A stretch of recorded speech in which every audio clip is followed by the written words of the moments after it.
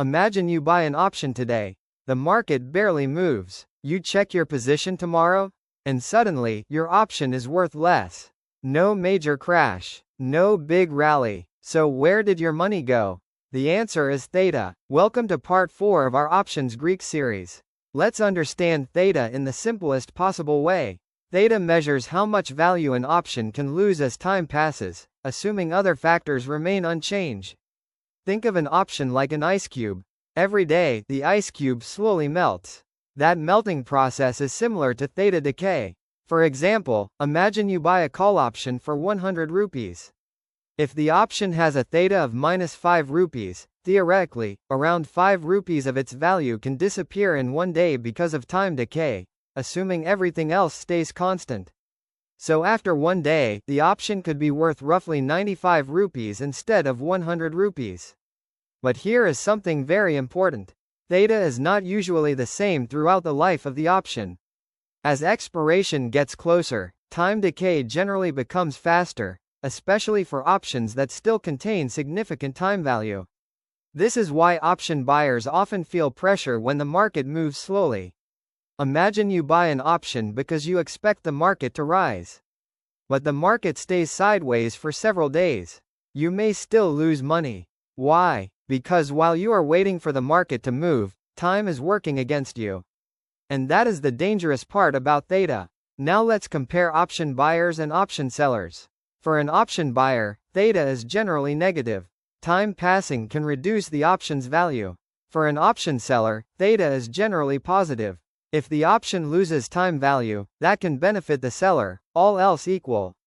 But remember, this does not mean option selling is automatically safer. Option sellers can face large losses if the underlying makes a strong move. So never think of theta alone. Now here is a practical example. Suppose Nifty is trading sideways. You buy a weekly call option expecting a breakout. But the breakout doesn't happen today. It doesn't happen tomorrow, and the next day, the option is getting closer to expiration.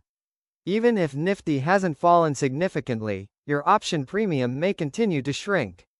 This is why timing matters so much in options trading. You can be directionally correct, and still lose money. You might correctly predict that Nifty will go higher next week. But if you buy the option too early and the market stays sideways for several days, theta can eat away at your premium before the move finally happens. That's one of the biggest lessons beginners need to understand. Options are not just about predicting direction. You also need to consider time, volatility, and price movement. And that brings us to an important question. When is theta decay most dangerous? Generally, as expiration gets closer, the effect of time decay can become much more significant. That is why weekly options can be particularly sensitive to time decay. But don't memorize this as a simple rule. Theta depends on several factors, including the option strike, expiration, volatility, and whether the option is in the money, at the money, or out of the money. So always look at the option chain and understand what you're actually buying. Here's the simple takeaway. Delta tells you how much the option reacts to price movement. Gamma tells you how quickly delta can change. And now, theta tells you how time can affect your option premium. If you're an option buyer, time is not your friend when the expected move doesn't happen quickly enough. If you understand theta, you'll stop asking only, will the market go up or down? And you'll start asking, how much time do I have for my prediction to become correct? That is a much better question. This was part 4 of our Options Greek series. In the next part, we'll look at another powerful Greek that can dramatically change option prices when volatility suddenly moves. So if you want to understand options properly, subscribe and follow the series. Trade with knowledge, not just predictions.